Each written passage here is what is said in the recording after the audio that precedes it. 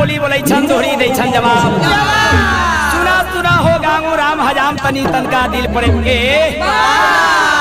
पश्चिम राज दिल्ली मुल्तान में जाकर न्योता भेजा दिया हमारे अंशिक बउआ बख्तर के गोविंदपुर में बराती जाए बना हो गांगू राम हजाम तनी आप सुना इस समय में मैया कोयला गांगू राम हजाम से आप की कहिया होता उत्तर राजा ने होता